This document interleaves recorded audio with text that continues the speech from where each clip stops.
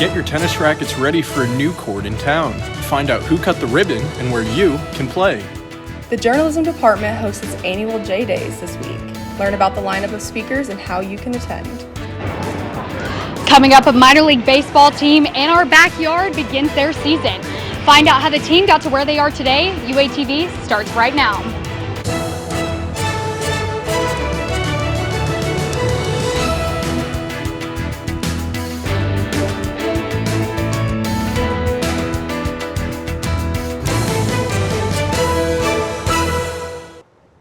Hello and welcome to this Tuesday edition of UATV. I'm Bo Russell. And I'm Autumn Klein. Thanks for joining us.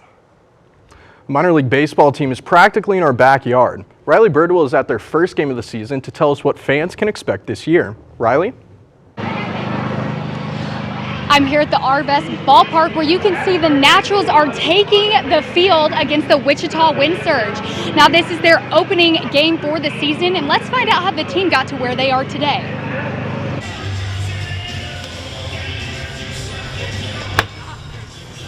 The Naturals geared up for their first normal game since the year 2019. Due to the pandemic, the team did not play the 2020 season and played an abbreviated season in 2021. Despite that, last year the team celebrated winning the 2021 league championship and are looking to do the same thing this next season. I mean, the expectation is always going to be championship. You know, we want to win, we expect to win. We come out here and compete at the highest abilities. One player says that there are some very familiar faces on the team, and that brings confidence and familiarity. I think it just makes the clubhouse a little bit more smoother as far as transitioning from new teams, and with the familiar faces, it just makes it easier to fight for each other on the field. The team manager says that he is looking forward to having his team really see what normal is like. For some of the guys that got drafted in 20, they've never had a normal season. This will be their first kind of normal season, but they still haven't had a normal spring training yet. It's you know, you're starting late, you had a big league lockout, so I just want to get back to a normal season to have them experience what normal minor league baseball is all about. The players say that nothing has changed for them except for how often they play and who is there to watch. It's still baseball, it's going to be a full season, full grind, so I'm just excited for it.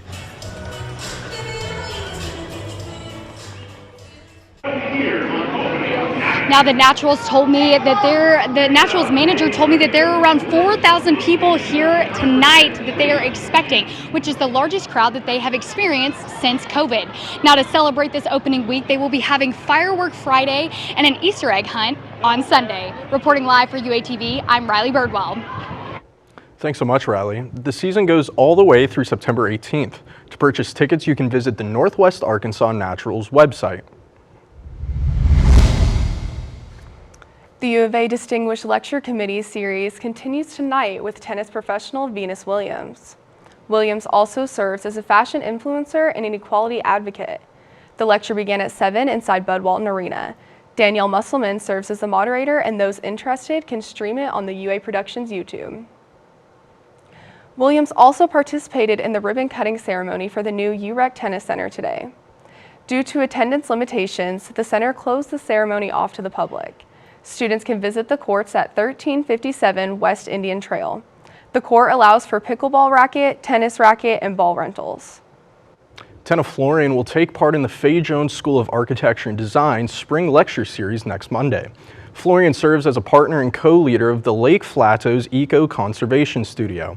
Her lecture will explore climate, culture, and equity. Students can attend at 4 in room 250 of Walker Hall or watch from home via Zoom. The School of Journalism and Strategic Media kicked off its annual J Days today. J Days serves as a week full of guest lectures and events for the journalism school. Tuesday's lineup included Roy Phillips, Kevin Trainer, and Jenny Monk. I think that it helps develop relationships between alumni, grads that have left and come back. It's always nice to see faces of those that have graduated years ago. And then also, too, we award several $100,000 worth of scholarships on Wednesday. The festivities will continue tomorrow with more guest lectures and a scholarship reception. Thursday will include the last lectures and events of the week. U of A students can attend a guest lecture with a PhD career coach and educator on Wednesday. Jennifer Polk founded the career coaching website from PhD to Life.com. book will cover topics like getting and doing meaningful work after your graduate degree. The lecture will take place via Zoom at 12:30 for those with the Zoom link. The Sam M. Walton College of Business ranked as the 36th best public business college in the nation. This ranking comes from the recent U.S. News and World Report list, which surveyed nearly 500 business programs.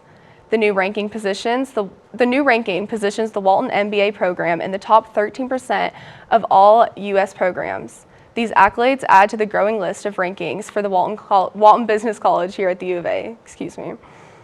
Faculty Appreciation Week continued today with plenty of giveaways and opportunities. This week's event serves to highlight the work that the U of A faculty does.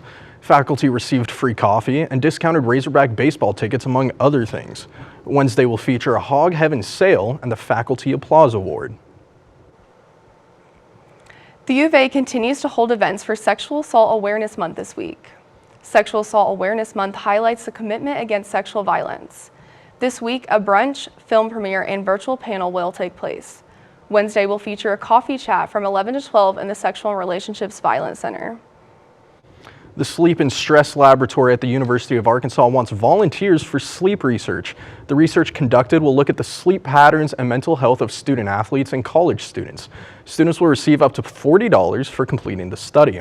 Students can learn more by scanning the QR code on screen or visiting their website at uarksleep.com. The Peer Safety Project needs undergraduate mentors for their fall 2022 semester. Next fall, students may join a course called Lunch Buddy Mentoring. Students enrolled in the course will mentor and get lunch with an elementary school student twice a week. Graduate Research Assistant Julia Kiefer says that students who have taken the course get a positive takeaway. We, at the end of every semester, we collect term papers from mentors where we ask them the pros and cons of mentoring and how it was for them. And almost every single one of them has said that it's been a really rewarding experience. Students who sign up for the course this fall will get 3 hours of course credit. If interested, students should head to crav.uark.edu or contact Julia Kiefer. A building near downtown Fayetteville will soon no longer be standing. Last week, a contractor filed for a permit to tear down the Old Mountain Inn on Center Street. The building once served as a 95-room hotel, but it closed in 1998. Construction fencing went around the property last week after the filing of the demolition permit. Relive your favorite moments from Row Weekend. Stay tuned for a look into the excitement. And the city of Fayetteville hosts a blood drive for a fallen officer. Learn how and where you can donate.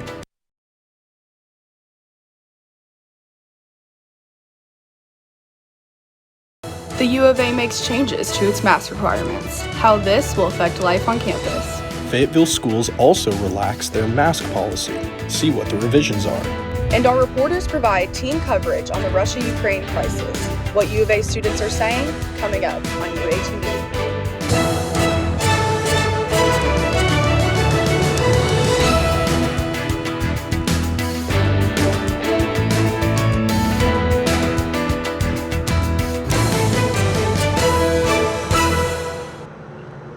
Welcome to this Tuesday night edition of UATV. I'm Bo Russell. And I'm Autumn Klein. Thanks for joining us. Chancellor Robinson announced Tuesday that the campus will move to a mask recommended policy. The Pat Walker Health Center, the Speech and Hearing Clinic, and the U of A transit buses will still require masks. Robinson credited the decline of COVID-19 transmission, among other things, as reasons for this decision. For more information, visit news.uark.edu. Fayetteville Public School Board unanimously voted on a new policy to remove mask requirements. The new policy strongly recommends masks, but no longer requires them. The policy applies to all students, staff members, and visitors in all areas on campus. The school board will continue to monitor COVID numbers and will revise the policy if necessary. The Arkansas Department of Health released updated COVID numbers Sunday. The numbers show more than 5,300 active cases in the state. The total number of cases in the state sits at just less than 820,000. Total deaths in the state eclipsed more than 10,500. The ADH also released updated COVID-19 vaccination numbers. The state nears just less than 4 million total vaccines administered. The number of partially vaccinated reached more than 370,000. The number of fully immunized individuals sits at more than 1,500,000. Governor Hutchinson condemned the Russian attacks on Ukraine in a news release Monday. Hutchinson said his team will work to find any business contracts between Arkansas and Russia. Hutchinson also declared March 1st through 3rd as special days of prayer for Ukraine and Arkansas. Visit governor.arkansas.gov to read the full release. As Ukraine continues to be under fire from Russia, students here at the University of Arkansas continue to be affected. Ukrainian students enrolled here at the university still attend classes to have an escape. Our reporters Riley Birdwell and Maddie Sexton have team coverage on student reactions and what the U of A plans to do to assist them. Riley, tell us about this story.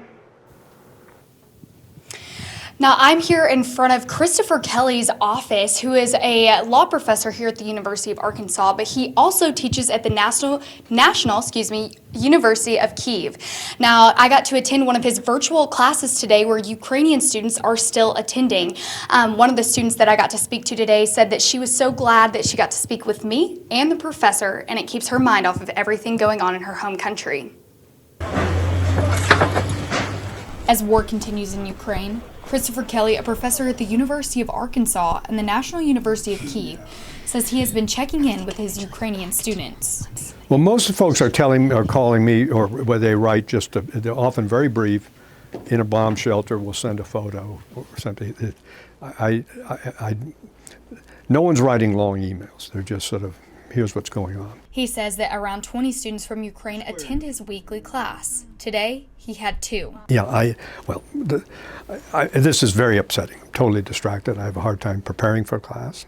Eva is a student in the class who had to flee Ukraine with almost all of her family. Ukraine is requiring all men ages 18 to 60 to stay and fight in Ukraine, meaning their father could not go with them. The last minutes was so hard. Just realize that we don't even know when we can see him, but he said to us just to be strong.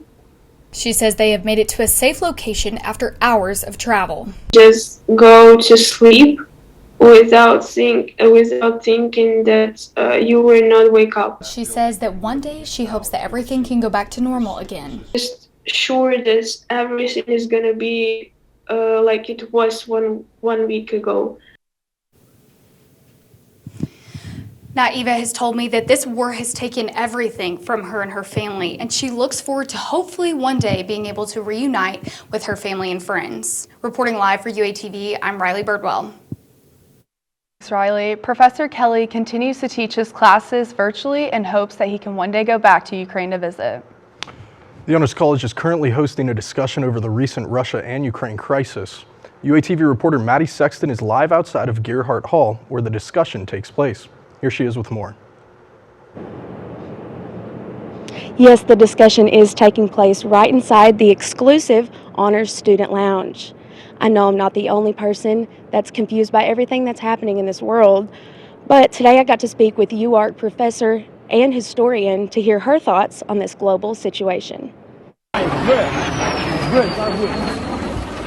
What's happening over there affects us over here.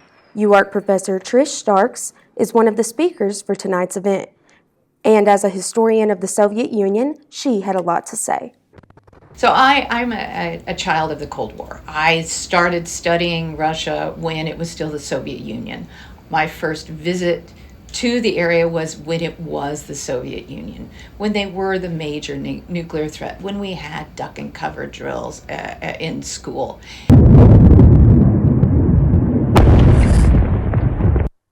And as for how this may affect the university, and I've seen some incidents happening in other places or attempts to shut down Russian student visas. This is, I think, definitely a wrong-headed vision. I'm so excited to be part of this, that the Honors College is putting together this way to try and get information out to our student body. all chaos aside, Sparks stays hopeful. Worrying about it isn't going to really be helpful.